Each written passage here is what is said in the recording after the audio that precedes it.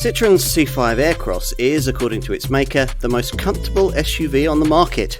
Quite a claim, given that this isn't a large luxury crossover but is targeted at family buyers currently considering volume mid-size models in this class, like Ford's Kuga and Volkswagen's Tiguan.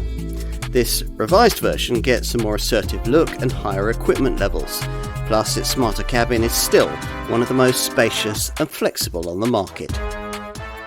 Set off in a C5 Aircross, and one of the first things that Citroen hopes you'll notice is the impressive ride quality, embellished by a clever progressive hydraulic cushions suspension system, which delivers class-leading comfort over poorer surfaces. Hydraulic dampers cushion the top and bottom of wheel travel and allow the fitment of softer springs and dampers, producing what the brand describes as a magic carpet-like feel. Thick quilted advanced comfort front seats further embellish the feeling of Gallic luxury. The inevitable flip side of that is that there's a little more roll through the bends than you get from an obvious class rival. But if you can ignore this, there's actually more grip and traction than you'd think, though the somewhat over-light electric steering does its best to disguise the fact. Talking of grip, buyers can specify an optional advanced grip control package that offers grippier tyres, hill assist descent control, and extra driving modes tailored to different types of terrain. If you found the look of the original C5 Aircross slightly quirky, then you might appreciate what Citroen describes as the stronger, more elegant look of this updated version. You'll have already spotted that virtually all the significant visual changes lie here at the front, with its reinterpreted central double chevron badging positioned below the high-set clamshell bonnet. Look carefully and you'll see more little chevrons integrated neatly into both upper and lower grilles. The V-shaped LED daytime running light signature gives the front lights higher tech 3D effect, while this lower aluminium skid plate and these vertical corner intakes supply a more assertive vibe. From the side, you're reminded that this C5 Aircross is a 5-seat design, but quite a large one. As before, the most striking profile feature is this chromed C-pillar that wraps around the rear side window and aims to emphasise this design's spacious interior. The colour personalised panels that Citroen's dispense with at the front are still available here in dark chrome, anodised bronze, glossy black or anodised blue, surrounding the most forward-facing of these so-called air bumps on the lower side sill, which are supposed to protect the side of the car from low-speed parking bumps. Changes at the rear are limited to the smoked lenses added to these 3D LED tail lights, which offer a distinctively high-tech nighttime illuminated signature. Time to take a seat inside.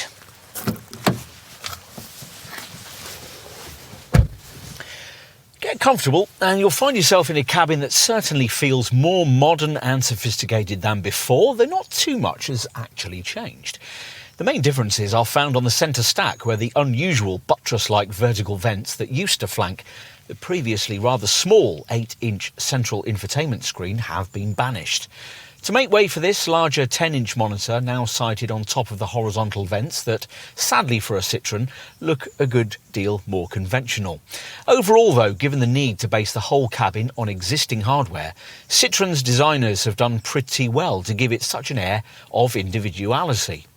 Around the dash, black leather effect material and chrome touches move the ambience of this facelifted model upmarket.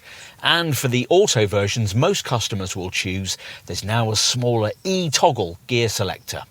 As before, the aspect of this interior we most like is found with the generously proportioned advanced comfort front seats.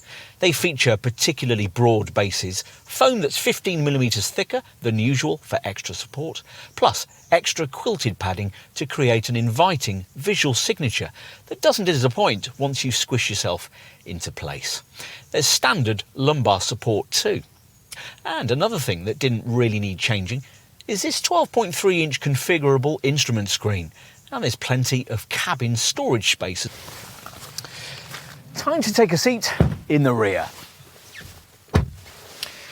Once inside, the key thing to note is what Citroen rightly claims to be the most modular reach bench arrangement in the class, by which they mean an MPV-like format of 3 individual seats rather than the usual bench with an uncomfortably raised middle section. This is another of the things that might really sell us this car.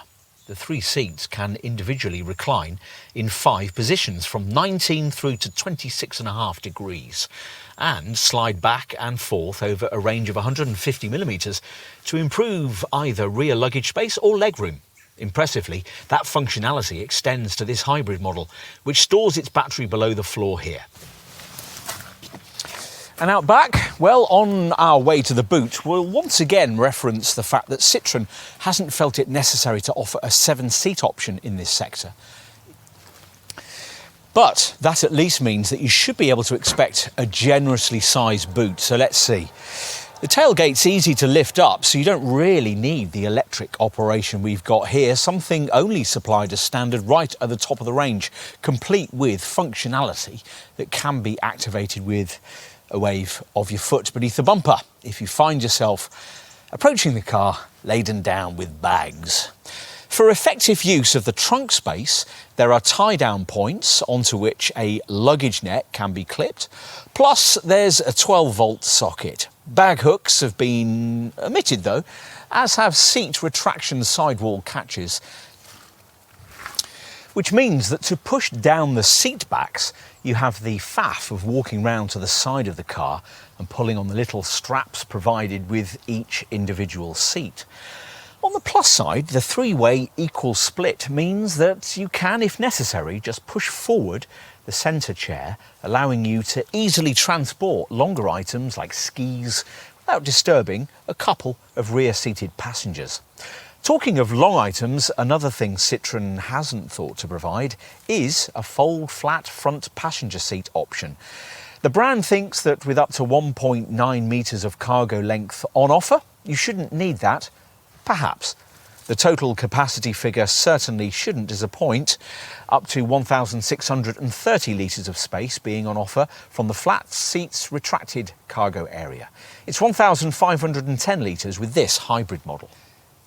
In an SUV market as crowded as this one, any mainstream product simply has to bring something different to the table. Fortunately, this C5 Aircross has. This car's emphasis on comfort won't endear it to magazine road testers or people who, rather mystifyingly, want their family SUV to handle with sporting sharpness. And there are cheaper cars in the mid-sized crossover class and contenders that might tempt you with classier cabins or an extra row of seats. But if you can look beyond all that, there's much here to like beyond the cosseting ride. The spacious interior, the versatile back seat arrangement and charismatic finishing touches are all showroom selling points, even if the upgraded infotainment system still isn't. Overall though, the updates made to this much smarter facelifted model are welcome, but even so it's likely that this Gallic SUV will still remain quite a rare sight on our roads. Citroen hopes the availability of the plug-in hybrid technology we've been trying here may get this car onto the radar of likely customers in the mid-sized family crossover segment.